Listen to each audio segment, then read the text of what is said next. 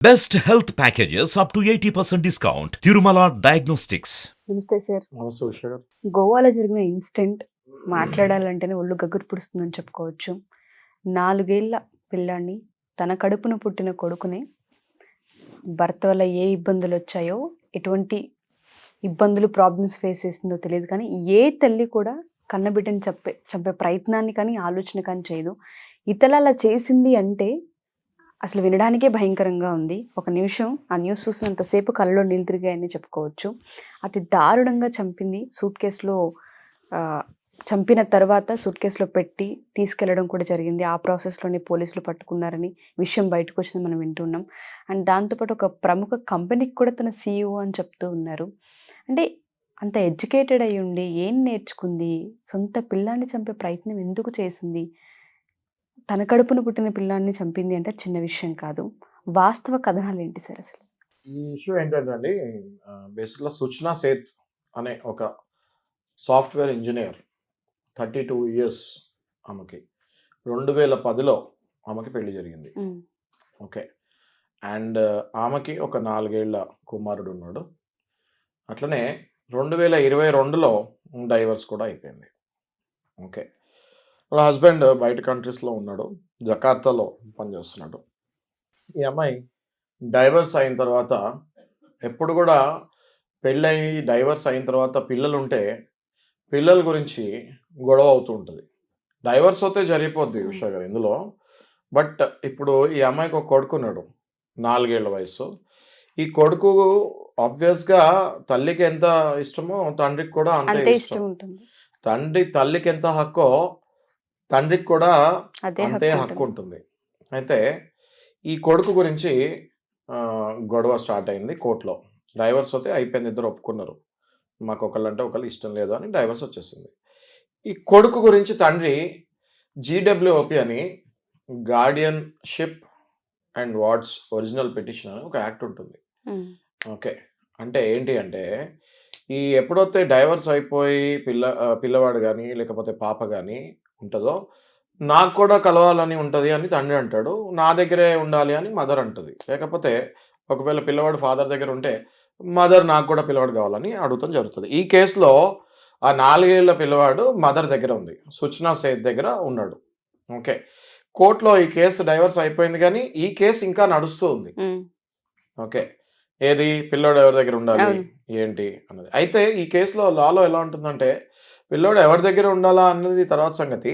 First ఇప్పుడు ఎవరి దగ్గర పిల్లోడు లేదో అట్లీస్ట్ నేను వారానికి ఒకసారి, నెలకు 2 సార్లు నేను కలవాలి అని చెప్పి పిటిషన్ వేసుకోవచ్చు. ఓకే. అంటే చైల్డ్ విజిటేషన్ అంటారు అది. దాన్ని చైల్డ్ విజిటేషన్ అంటారు. చైల్డ్ కస్టడీ తీసుకోకుండా కంప్లీట్గా కస్టడీ వచ్చేలోపు విజిటేషన్ అయినా కావాలి నాకు అని అప్లై చేసుకోవచ్చు పిటిషన్. ఓకే. సో ఆ పిటిషన్ అప్లై చేశారు ఎవరు? తండ్రి. దాని మీద కూడా వాదోపవాదాలు జరిగిన తర్వాత రీసెంట్గా ఒక ఆర్డర్ పాస్ చేస్తుంది జరిగింది జడ్జి గారి దగ్గర నుంచి. ప్రతి ఆదివారమో లేక నెలకు ఒక ఆదివారమో ఉదయాన 10 నుంచి సాయంత్రం 4 వరకు నువ్వు తండ్రి పిల్లవాడిని కలవచ్చు అని ఒక ఆర్డర్ వచ్చింది. ఇక్కడ స్టార్ట్ అయింది ప్రాబ్లం. ఎప్పుడైతే వీళ్ళకి డైవర్స్ జరిగింది అని నేను చెప్తున్నాను 2022లో, వీళ్ళిద్దరికి డైవర్స్ పడకనే మనస్పర్ధలు వచ్చి గొడవలయ్యి, అతి భయంకరమైన గొడవలయ్యి ఒకరితో ఒకరికి, దాని తర్వాతనే డైవర్స్ జరిగింది. ఓకే. ఈ డైవర్స్ జరిగిన తర్వాత ఈ తల్లి ఏ మైండ్ సెట్కి వెళ్ళిపోయిందంటే, ఇంకా నాకు ఆయనతో సంబంధం లేదు, నా కొడుకు నాది, ఆయనది కాదు అన్నట్టు ఆ మైండ్ సెట్కి వెళ్ళిపోయింది. ఎవరు? సుచనా సేత్. ఓకే. ఆ మైండ్ సెట్కి వెళ్ళిపోయిన తల్లి ఎప్పుడైతే ఈ ఆర్డర్స్ వచ్చాయో, అమ్మో నా కొడుకుని ఆయనకి మళ్ళీ చూపియాలా, ఆయన దగ్గర ఇన్ని గంటలు వదలాలా, ఆదివారం ఇన్ని గంటలు ఆయన నా కొడుకు దగ్గర ఉంటాడు అంటే ఆ తండ్రి అన్నది మర్చిపోయింది. చూడండి ఉషా గారు ఇక్కడ.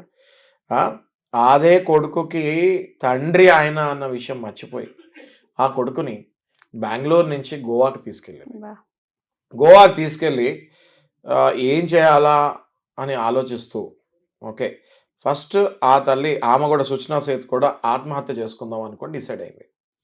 ఓకే. దానికి రెడీ అయింది. అంతలో ఏం జరిగిందో తెలియదు. ఓకే. ఇద్దరు చనిపోవాలని ప్లాన్ చేసుకున్నట్టుంది. ఓకే. ఫస్ట్ ఈమె చనిపోతే మరి ఆయన ఆ పిల్లోడిని చంపాలి కదా.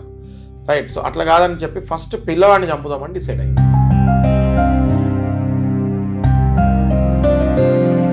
ఓకే, ఆ పసి పిల్లవాడిని, 4 ఏళ్ల పిల్లవాడిని, బుడిబుడి అడుకులేసే పిల్లవాడిని, మాటలు కూడా సరిగ్గా రాని పసోడిని దిండు పెట్టి చంపేసింది.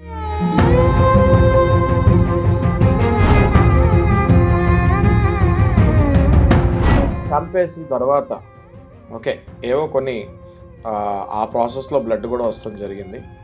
ఓకే, ఆ బ్లడ్ తుడపడం జరిగింది. స్ట్రెయిన్స్ అవి ఎక్కడెక్కడైతే తనకు కనిపించిందో ఆ కంగారులో ఎక్కడెక్కడ కనిపించిందో అక్కడక్కడ తుడిసింది, ఎక్కడెక్కడ కనిపించలేదో అక్కడక్కడ వదిలేసింది.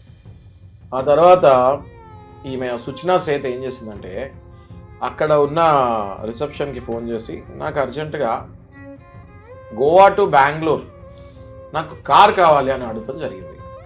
ఓకే, సో వాళ్ళు రిసెప్షన్లో ఉన్న సహజంగా గోవా టు బెంగళూరు కార్ అంతే అవుతుంది మేడం, ఫ్లైట్ కూడా అంతే అవుతుంది, మీరు ఫ్లైట్తో వెళ్ళిపోండి, సేమ్ ఎక్స్పెండిచర్ అవుతుంది, ఎందుకు మీకు కార్ ఎందుకు, చిన్న పిల్లాడు ఉన్నాడు కదా మీతోటి అని చెప్తే, లేదు నేను చెప్పింది వినండి, మీరు చెప్పింది కాదు అని ఈమె దబాయిస్తాం జరిగింది.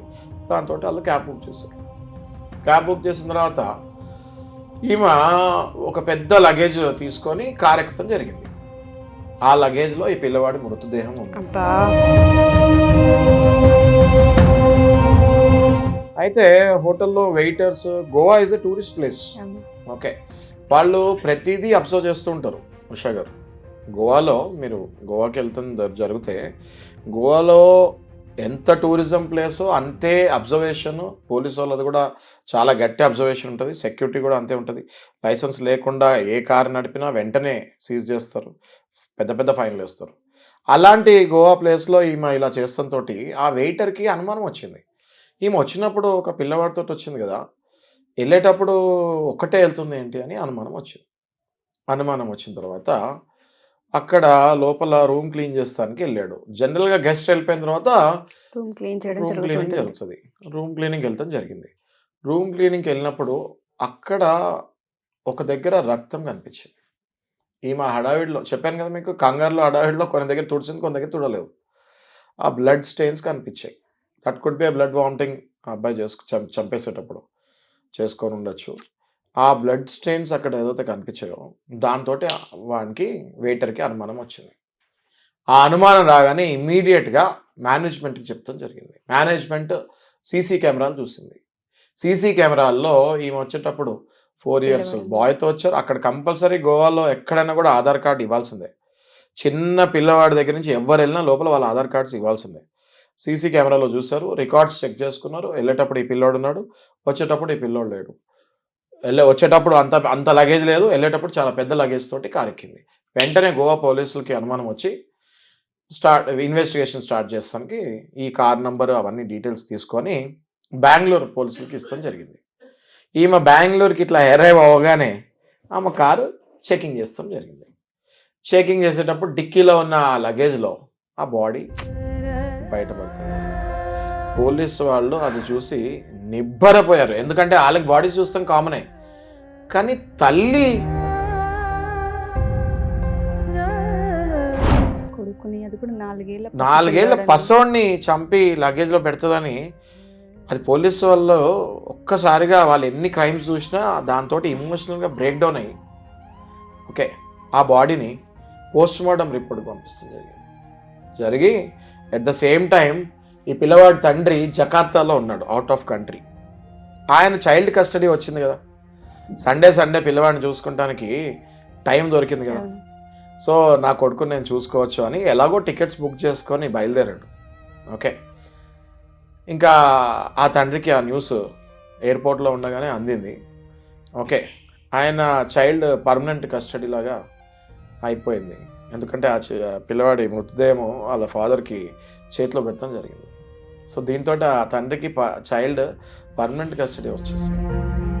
ఓకే, ఈమెని దగ్గర 6 ఏళ్ళు కస్టడీకి పంపిస్తాం జరిగింది, 6 రోజులు కస్టడీకి పంపిస్తాం జరిగింది. సార్ మీకు చెప్తుంటేనే చాలా ఎమోషనల్ నాకు కూడా కళ్ళల్లో నీళ్ళు తిరుగుతున్నాయి. అసలు ఇట్లా కూడా ఇట్లా అంటే చూడండి ఉషా గారు, just because of ego feeling, just because ఒక్క ఆడదాని ఈగో ఫీలింగ్ నా మొగుడికి నా కొడుకు ముఖం చూడని అని నేను అని పంతం కట్టుకొని కూర్చొని లాస్ట్లో ఆ పసివాడి ప్రాణం తీస్తాం జరిగింది. ఇది శృతి మించిపోతుంది. ఇలాంటి టైంలో మహిళా సంఘాలు మహిళా మండలి ఎక్కడ ఉంటున్నాయని నేను అడుగుతున్నాను. ఓకే, ఊరికే ఏదైనా ఒక అమ్మాయి మీద ఏదైనా జరిగితే మీరు మహిళా మండళ్ళు వాళ్ళందరూ వస్తున్నారు, మేము కూడా మీకు సపోర్ట్ చేస్తున్నాం ఆ టైంలో. కానీ ఇలాంటి టైంలో మహిళా మండళ్ళు, మహిళా కమిషన్స్, ఉమెన్ వెల్ఫేర్ అసోసియేషన్స్ ఏం చేస్తున్నాయి? గట్టిగా ఖండించి you have to support men also some times. ఇప్పుడు చూడండి, ఆయన వాళ్ళ ఫాదర్ 2022లో డైవర్స్ వచ్చిందంటే ఇది 2024. 2 ఏళ్ల తర్వాత కన్న కొడుకుని 2 ఏళ్ళప్పుడు వదిలేస్తాడు. అట్లీస్ట్ వీడియో కాల్ కూడా లేని పరిస్థితిలో 2 ఏళ్ల తర్వాత నా కొడుకుని నేను చూసుకుంటానని ఆనందంగా టికెట్ బుక్ చేసుకొని బయలుదేరాడు. ఈ తల్లి కొడుకు చచ్చిపోయినా పర్వాలేదు కానీ వాడికి మాత్రం నేను చూపిను అనే పంతంలో ఆ కొడుకుని చంపేసింది. సాడిజం టు ద పీక్స్ అంటారు కదా, అది మనం ఈ కేసులో చూస్తాం జరిగింది. దీంట్లో ఆ తల్లికి చాలా సీరియస్ కఠినమైన జడ్జిమెంట్, శిక్ష రావాలని నేను కోరుతున్నాను. వీలైతే మనకి నిర్భయ చట్టం ఎలా వచ్చిందో అట్లా ఒక చట్టం తీసి ఈ తల్లి కానీ తండ్రి కానీ తోటి స్పౌసెస్కి పిల్లల్ని చూపిను అంటే మొండిగా వెళ్తే, ఒకవేళ ఇట్లాంటివి ఏమైనా చేస్తే వాళ్ళకి మరణశిక్ష ఖచ్చితంగా వేయాలని నేను భావిస్తున్నాను. ట్రూ సార్, ఓకే, ఎందుకంటే 4 years అబ్బాయిని అటు ఆ అబ్బాయిని చంపేసి ఇటు ఈయనని మానసికంగా చంపేసి ఇదేమో జైల్లో కూర్చొని ఏం సాధిస్తుంది? Right? So I strongly condemn this act of that women and I strongly feel that special act should come out and ఈమెకు మరణ శిక్ష వేయాలని నేను పర్టికులర్గా భావిస్తున్నాను. Thanks a lot sir. జరిగిన దానికి మనం ఎలాగో ఏం చేయలేము. ఆ మనిషికైతే మీరు అన్నట్టుగానే కఠిన శిక్ష పడాలని కోరుకుంటున్నాము. ఎందుకంటే ఇంట్లో పసిపిల్లోడు ఏడుస్తుంటేనో, వాడు కింద పడి చిన్న దెబ్బ తగిలితేనో తల్లి విలవెల్లాడిపోతూ ఉంటుంది. ఆ రోజంతా మైండ్ పని చేయదు. ఎన్ని పనులు చేసినా వాడికి ఎలా ఉందో వాడి ఫోకస్ అంతా అటే వెళ్తూ ఉంటుంది. మన చేతులతోనే కానీ పెనాల్టీ. ఇప్పుడు ఉష గారు మీరు మాట్లాడుతూ ఉంటే నేను జస్ట్ సబ్జెక్ట్ డెప్త్కి వెళ్తుంటే ఇప్పుడు ఇండియన్ పీనల్ కోడ్ కాస్త భారతీయ న్యాయ సంహిత అయింది. మొన్న మన అమిత్ షా గారు అది పార్లమెంట్లో పాస్ చేస్తాం జరిగింది. ఆ బిల్ కూడా ఎఫెక్ట్ December 25th మన ప్రెసిడెంట్ ద్రౌపది గారు తను శాంక్షన్ చేస్తాం, తన అసెంట్ ఇస్తాం కూడా జరిగింది. ఈ భారతీయ న్యాయ సంహితలో ఏదైతే ఇప్పుడు సెక్షన్స్ వచ్చాయో చాలా కఠినాత్మకంగా ఉన్నాయి. ఏది ఇట్లాంటి కఠినమైన ఈ ఇన్సిడెంట్ ఇప్పుడే జరిగింది కాబట్టి ఈ ఇన్సిడెంట్కి తగ్గట్టు అందులో ఒక కొత్త అమెండ్మెంట్ తెచ్చి ఇట్లాంటివి మళ్ళీ జరగకుండా చూడాలని మా న్యాయవాదులు కోరుకుంటున్నాం. Thank you sir. Thank you so much. Thanks.